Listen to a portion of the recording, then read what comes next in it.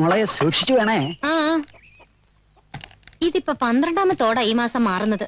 ആ തടഞ്ഞു വെച്ച പെൻഷൻ കാശൊന്ന് കിട്ടട്ടെ, നമുക്ക് ഈ മുൻഭാഗം വാർത്തകളെ. വേണ്ട അച്ഛാ, പുരാനാ സ്റ്റൈലി അച്ഛാ ഹൈ. ഓൾഡ് ഈസ് ഗോൾഡ് कहते हैं ना. वो तो ठीक बात है. നല്ല കാലം വന്നല്ലോ മേനോ സാറേ. എന്താ നല്ല ഒന്നാം തരം തറവാട്ടുകാരൻ, മര്യാദക്കാരൻ, പണക്കാരൻ, പ്രേതത്തിന് നല്ല ദൈവത്തെ തന്നെ പേടില്ലാത്തൊരു സൈസ്. അങ്ങനത്തെ ഒരു വാടകക്കാരനെ കിട്ടാൻ ഏത് ഹൗസ് ഓണർ ഒന്ന് കൊതിക്കും ഇല്ലേ? കൊതിക്കൂലേ? അത് ശരിയാ. ഇന്ന് ഇപ്പൊ നിങ്ങൾ അങ്ങനെ കൊതിക്കണ്ട, ആളെത്തി കഴിഞ്ഞു. അതാ നോക്കിയാട്ടെ.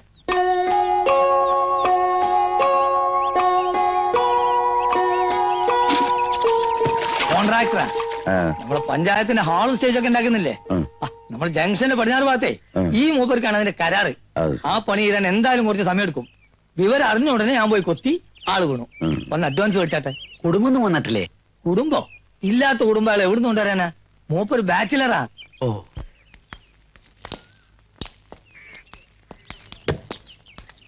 മെയിൻ്റനൻസ് ഒക്കെ ഉടമസ്ഥൻ ചെയ്യുമോ അതോ വാടകക്കാരൻ ചെയ്യണോ? ആര് ചെയ്താലും കണക്ക് വെച്ചാൽ മതിയല്ലോ മിസ്റ്റർ അരീന്ദ്രൻ.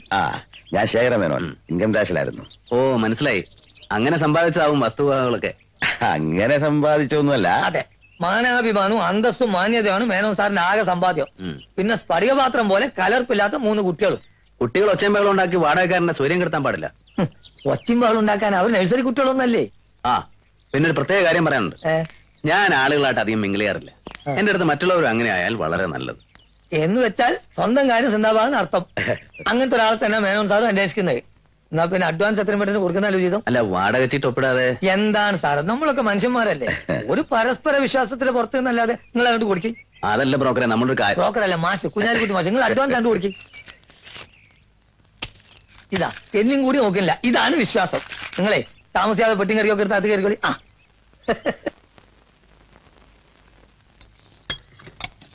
ആ കോൺട്രാക്ടർ ഭക്ഷണം വെച്ചിട്ടുണ്ടാവോ ആവോ? പുറത്തുനിന്ന് കഴിച്ചിട്ടുണ്ടാവും. സമയാസമയത്ത് കല്യാണം കഴിക്കാഞ്ഞ ഇത്തരം ബുദ്ധിമുട്ടൊക്കെ ഉണ്ടാവും. അത് അയാളല്ലേ തീരുമാനിക്കണ്ടേ. വലിയ വലിയ ആൾക്കാർ പലരും കല്യാണം കഴിക്കാറില്ല. അവർക്കതായിരിക്കും ഇഷ്ടം. ഇയാൾ അത്ര വലിയ ആളൊന്നും ആയിരിക്കില്ല. അത് നിനക്കെങ്ങനെ അറിയാം? എന്റെ ക്ലാസ്സിലൊരു കുട്ടിയുണ്ട്, പ്രീതി. അവളുടെ അച്ഛനും കോൺട്രാക്ടറാ. എത്ര കാറാന്നറിയോ അവർക്ക്? അത് ശരി. കാറുകളുടെ എണ്ണം നോക്കിയാ ഒരാളുടെ വലിപ്പ ചെറുപ്പം തീരുമാനിക്കുന്നത്. എന്റെ നോട്ടത്തിൽ ഇയാൾ തികഞ്ഞൊരു മാന്യനാ, സത്യസന്ധൻ. അങ്ങനെയുള്ളവർക്ക് അധികം കാശൊന്നും ഉണ്ടാക്കാൻ പറ്റുന്ന വരില്ല. പിന്നെ ഇയാളൊരു സാധാ PWD കോൺട്രാക്ടർ അല്ലേ മോളെ? വേറെ ബന്ധുക്കളൊന്നും ഇല്ലേക്ക്? പരിചയപ്പെട്ട് വരുന്നതല്ലേ ഉള്ളൂ. അപ്പോഴേക്ക് ചൂഴിഞ്ഞൊക്കെ ചോദിക്കാൻ പറ്റുമോ? അനിയനും അനിയത്തി എറണാകുളത്തുണ്ടെന്നാ കുഞ്ഞാലിക്കുട്ടി മാഷ പറഞ്ഞത്. അവർക്ക് കുടുംബവും ഉദ്യോഗമൊക്കെ ഉണ്ട്. തറവാട്ടിലിപ്പോ മൂത്ത സഹോദരി ഭർത്താവ് താമസം. അവരുമായിട്ട് മൂപ്പര അത്ര സുഖത്തിലല്ല. പെരുമാറ്റം കണ്ടിട്ട് ആരുമായി അത്ര സുഖത്തിലാവാൻ വഴിയില്ല എന്നൊന്നും പറയാൻ പറ്റില്ല. കണ്ടാൽ അറിഞ്ഞൂടെ അച്ഛാ? ആവശ്യമില്ലാത്തൊരു ഗൗരവം, എല്ലാം അറിയാന്ന ഭാവവും. അപ്പോഴേ അവിടെ ലൈറ്റ് കത്തുന്നില്ല. ലൈറ്റ് കറണ്ട് ഉണ്ടല്ലോ. അത് ഇവിടെ എനിക്കൊരുപാട് കണക്കാക്കി തീർക്കാനുള്ളതാ. അല്ല, ലൈൻ രണ്ടോന്നാ. ഇനിയിപ്പോ അവിടെ മെയിനോ മറ്റോ ഓഫാണോ? ഞാൻ പോയി നോക്കിട്ട് വരാം. അച്ഛൻ കഴിച്ചോളൂ, ഞാൻ പോയി നോക്കിട്ട് വരാം.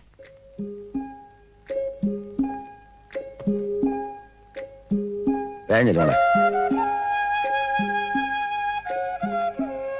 വരൂ.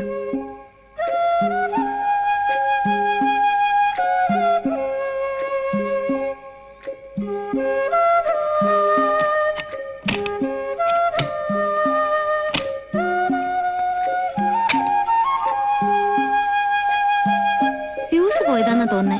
ഈ ടോർച്ചൊന്നടിച്ചേ.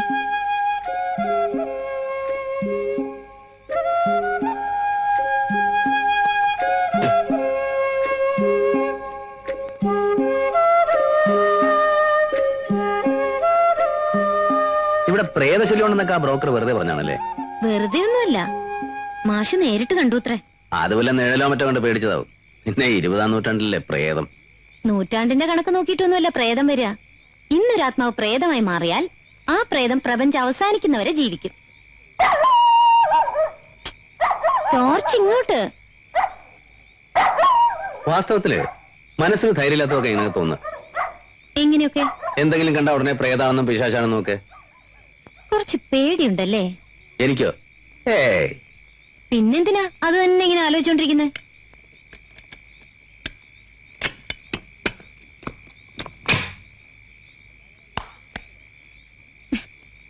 എന്താ മോളെ, ലൂസ് കണക്ഷൻ ആയിരുന്നോ? ഇല്ലച്ചാ, ഫ്യൂസ് പോയതാ. അത് ശരി. इस आदमी को इसके बारे में कुछ भी नहीं मालूम। दुनिया में सारा लोग तुम्हारा जैसा है. चल चल खाना खा लो, टाइम हो ठीक गया. है, अभी जल्दी आए ना. हाँ जरूर अभी ആവും. കോൺട്രാക്ട് ഭക്ഷണം കഴിച്ചോ? കഴിച്ചിട്ടാണ്. ഭയങ്കര ഉഷ്ണമേ, മഴയുടെ ലക്ഷണമാണെന്ന് തോന്നുന്നു. എനിക്ക് കുറച്ച് കണക്ക് എഴുതാനുണ്ട്. Good night. ഇൻക്ലാബ് സിന്ദാബാദ്, ഇൻക്ലാബ് സിന്ദാബാദ്. സംരക്ഷിക്കും മെറ്റൽ കോറി, സംരക്ഷിക്കും മെറ്റൽ കോറി, സംരക്ഷിക്കും മെറ്റൽ കോറി, സംരക്ഷിക്കും മെറ്റൽ കോറി, സംരക്ഷിക്കും മെറ്റൽ കോറി, എന്താ തോമസിന്റെ പ്രശ്നം? അത് ഇതുവരെ എനിക്ക് മനസ്സിലായിട്ടില്ല. ഫസ്റ്റ് സ്റ്റെപ്പ് തീർന്നിട്ട് പേയ്മെന്റ് കിട്ടുള്ളൂ.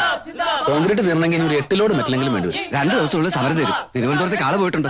അതുവരെ സാറും ക്ഷമിക്കും. പണി നിന്നു പോകില്ല ഈശ്വര. എന്താ സാറേ ഈശ്വരനെ കുളിക്കുന്നത്? എനിക്ക് കുറച്ച് മെറ്റൽ കിട്ടില്ലെങ്കിൽ വർക്ക് നിന്നു പോകും. ഞാൻ നിങ്ങളുടെ യൂണിയന് സ്ഥിരമായിട്ട് സംഭാവന നൽകുന്ന ഒരു അനുഭാവിയാണല്ലോ. നിങ്ങൾ മനസ്സ് വെച്ചാൽ എനിക്ക് കുറച്ച് മെറ്റൽ ഇറക്കാം. സമരം വേറെ, സംഭാവന വേറെ. അണികളെ വഞ്ചിക്കുന്ന ഒരു പ്രവൃത്തി ഞാൻ ഇതുവരെ ചെയ്തിട്ടില്ല, എന്നിട്ട് ചെയ്യൂല. അല്ല, അന്ന് കൊണ്ടുപോയ ആ മുള കിട്ടിയില്ലല്ലോ. ആ മൈതാനത്ത് ചെന്ന് നോക്കിയേ, പാർട്ടിയുടെ കൊടി ഇപ്പോഴും പാറി കളിക്കുന്ന ആ മുളകളിലല്ലേ? അഭിമാനിക്കാൻ എന്തെങ്കിലും കൂടുതൽ എന്താ വേണ്ട സാറേ?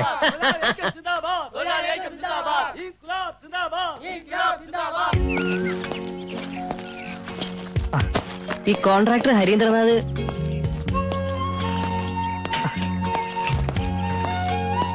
ഹരീന്ദ്രനാഥിന്റെ വീട് അല്ല, ഇത് ശേഖരമേനോന്റെ വീടാ. ഈ വീടല്ല, ഒരു കോൺട്രാക്ടർ ഹരീന്ദ്രനാഥ് പുതുതായിട്ട് വാടകയ്ക്ക് താമസിക്കുന്നത്. ഓ, കോൺട്രാക്ടറുടെ വീടാണോ? അതാ കാണുന്ന. പക്ഷെ പുള്ളി അതിരാവിലെ പുറത്തു പോയല്ലോ. അയ്യോ, ഞാൻ ഇപ്പൊ എന്ത് ചെയ്യും? എനിക്കാണെങ്കിൽ ഈ ഏരിയയിൽ പരിചയക്കാരും ഇല്ല. പണിക്കുമല്ല ആണെങ്കിൽ പഞ്ചായത്തിനടുത്ത വർക്ക് സൈറ്റ്, അവിടെ ചെന്നാ കാണാം. പണിക്കൊന്നുമല്ല, ഞാൻ മൂപ്പരുടെ അനിയനാ. സ്വന്തം അനിയനോ? എന്ന് വെച്ചാ സ്വന്തം പോലെ. ഓ ചേച്ചി, ദാ കോൺട്രാക്ടറുടെ സ്വന്തം പോലെ അനിയൻ. ഈ തമാശ എനിക്ക് ഇഷ്ടപ്പെട്ടു കേട്ടോ. കോളേജിലേക്കാവും. അല്ല, ഞാൻ ചുമ്മാ ഒരു കുശലം ചോദിച്ചതേ ഉള്ളൂ.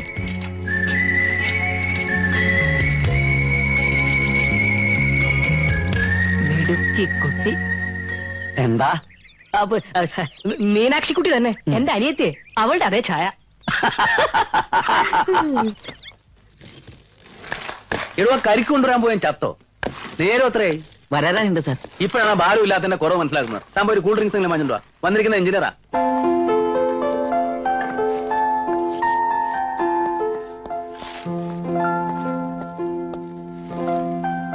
മാഡം, സിമന്റ് രജിസ്റ്റർ ഒക്കെ അപ് ടു ഡേറ്റ് ആണോ? അതെ മാഡം. ഇത് എന്നത്തേക്ക് വാർക്കാൻ കഴിയും? ശനിയാഴ്ച അല്ലെങ്കിൽ തിങ്കളാഴ്ച. ആ. എസ്റ്റിമേറ്റ് പെടാത്ത കുറച്ച് വർക്ക് കൂടെ ചെയ്തിട്ടുണ്ട് മാഡം. അതിന്റെ സ്റ്റേറ്റ്മെന്റ് ഒക്കെ അയച്ചിട്ടില്ലേ? ഓ മാഡം. അപ്രൂവലിന് ട്രിവാൻഡ്രത്ത് ചീഫ് ഓഫീസിൽ പോയി വരേണ്ടി വരും. അറിയാം. ഏതായാലും മിസ്റ്റർ ഹരീന്ദ്രൻ നാളെ ഓഫീസിലേക്ക് ഒന്ന് വരൂ. ആ. വെയില് കുറെ കൊള്ളുന്നുണ്ടല്ലേ? എന്തേ? കഴിഞ്ഞ തവണ കണ്ടതിനേക്കാൾ കരിവാളിച്ചിട്ടുണ്ട് മുഖം.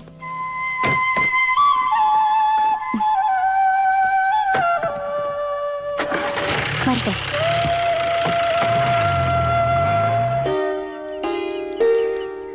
നാടൻ പഴം അല്ലേ? ആ ഈ പറമ്പിലുണ്ടായതാ. നല്ല മധുരം. ആ. ഞാനങ്ങനെ സാധാരണ ഒരിടത്തൊന്നും കഴിക്കാത്ത. ഇവിടെ എന്തോ സ്വന്തം വീട് പോലെ ഒരു തോന്നൽ. ഉച്ചക്കത്തെ ഊണിന് പോലും ഉണ്ടായിരുന്നു ആ ഒരു ഗൃഹാതുരത്വം.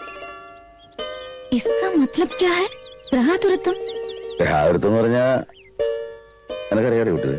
ഗൃഹാതുരത്വം കേട്ടിട്ടില്ലേ? ഞങ്ങൾ കവിതാവാസനയുള്ളവർക്ക് ഇടയ്ക്കിടയ്ക്ക് തോന്നുന്ന ഒരു ഫീലിംഗ് ആണത്. അപ്പൊ കവിത എഴുതുവോ? അങ്ങനെ ഞാൻ പറയാൻ പാടില്ല. ആത്മപ്രശംസയാണെന്ന് തോന്നുന്നു. കോടിക്കണക്കിന് രൂപ മിന്നി പറയുന്ന ബിസിനസ് കോൺട്രാക്ട് പണി. ഈ സിമന്റ്, കമ്പി, പണിക്കാര്, ഈ ബഹളത്തിന്റെ ഒക്കെ ഇടയില് ഒരല്പമെങ്കിലും ആശ്വാസം കിട്ടുക ഒരു കവിത എഴുതുമ്പോഴാ. അല്ല, കാര്യം ചേട്ടന്റെ കൂടെ തൊഴിൽ പഠിക്കാനാണ് നിൽക്കുന്നതെങ്കിലും ഒരു 10 മിനിറ്റ് ഏകാഗ്രത കിട്ടിയ അപ്പൊ മനസ്സിൽ കവിത തെളിയും. അതൊരു ഗിഫ്റ്റ് തന്നെയാ. ഇവിടെ നിങ്ങളൊക്കെ സംഗീതത്തിലും നൃത്തത്തിലും ഒക്കെ താല്പര്യമുള്ളവരാണെന്ന് അറിഞ്ഞപ്പോ മനസ്സിൽ മഞ്ഞ് വീണ പോലെ. മനസ്സിൽ മഞ്ഞു വീഴോ? കവിതയുടെ കാര്യം പറഞ്ഞതാ. കവിത കവിത. പാലക്കാട്ട് ഒരു കവി സമ്മേളനം. പേര് കേട്ട കവികളൊക്കെ ഉണ്ട്. യുവകവികളുടെ കൂടെ എത്തിയപ്പോ ഞാൻ എന്റെ മാമലകൾക്കപ്പുറത്ത് ഈണത്തിൽ അങ്ങ് ചൊല്ലിക്കഴിഞ്ഞതും കുറുപ്പ് സാറ് വന്നതിന് ഒരൊറ്റ കെട്ടിപ്പിടുത്തം. ഏത് എന്നിട്ട് നമ്മുടെ ONV കുറുപ്പ് സാറേ, എന്നിട്ട് അദ്ദേഹം മൈക്കിലൂടെ ഒരു കാച്ച്. മലയാള കവിത മരിച്ചിട്ടില്ല, മരിക്കുകയില്ല. ഇതാ ആശയുടെ പുതുനാളം ബാലചന്ദ്രൻ ചൂനിശ്ശേരി പറയുമ്പോ ദേ ഇപ്പോഴും കോരിത്തിരിക്കുക. കണ്ടോ കണ്ടോ കണ്ടോ, നോക്കിയോ. ഏതായാലും നമുക്കിനി ഇഷ്ടം പോലെ കവിത കേൾക്കാം. ചേട്ടനെന്ന് പതിവിലും നേരത്തെ പോയല്ലേ? ഞാൻ കാലത്തെ വന്നതാ. ചേട്ടൻ പുറത്തിറങ്ങുന്നതിന് മുമ്പ് വന്ന് കണ്ട് കാൽക്കൽ വീണ് മാപ്പ് പറയാനാ അച്ഛൻ പറഞ്ഞിട്ടുള്ളത്. പക്ഷെ ഞാനൊരു 5 മിനിറ്റ് വൈകിപ്പോയി. അറിവില്ലായ്മ കൊണ്ട് ഒരുപാട് മണ്ടത്തരങ്ങൾ ഞാൻ ചെയ്തിട്ടുണ്ട്. പല പുലിവാലുകളിലും ചെന്ന് ചാടിച്ചിട്ടുമുണ്ട്. എന്നോട് ക്ഷമിക്കണം ചേട്ടാ, ഒന്നും മനഃപൂർവ്വമല്ലല്ലോ.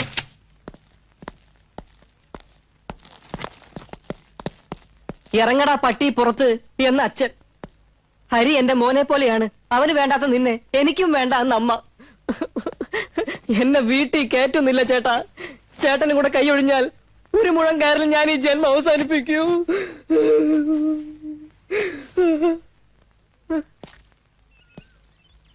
ഇനി ഒരു അബദ്ധവും ഞാൻ ഒപ്പിക്കില്ല. ചേട്ടൻ എന്ത് പറയുന്നു അതാണ് ശരി. എന്നേക്കാൾ എത്രയോ അനുഭവജ്ഞാനമുള്ളയാളാണ് ചേട്ടൻ. പിന്നെ ചേട്ടൻ വരുന്നതും കാത്ത് കുറെ നേരം എനിക്ക് അവിടെ ആ ഹൗസ് ഓണറുടെ വീട്ടിലിരിക്കേണ്ടി വന്നല്ലോ. അവരെന്നോട് ചേട്ടനെ പറ്റി ഒരുപാട് ചോദിച്ചു. അല്ല, ചേട്ടൻ എങ്ങനെയുള്ള ആളാണ്, പുറമേ കാണുന്നത് പോലെ ശരിക്കും മാന്യം തന്നെയാണോ എന്നൊക്കെ. പ്രായപൂർത്തിയായ 2-3 പെൺകുട്ടികളുടെ വീടല്ലേ, അതുകൊണ്ട് മറ്റേ കാര്യം ഞാൻ പറഞ്ഞില്ല. മറ്റേ കാര്യം? ഏത് മറ്റേ കാര്യം?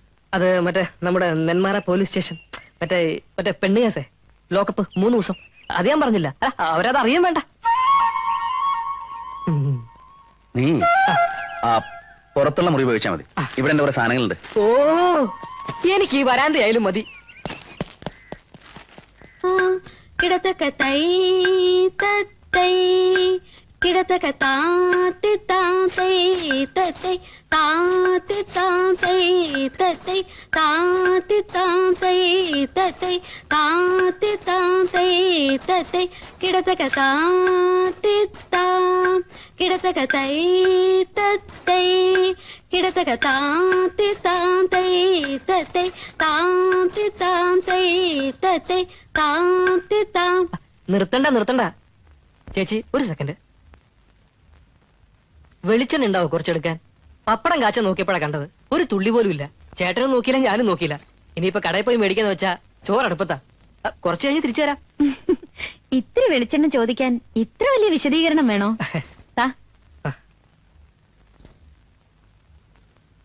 ബുദ്ധിമുട്ടായി അല്ലേ? ആ, കുറച്ച്.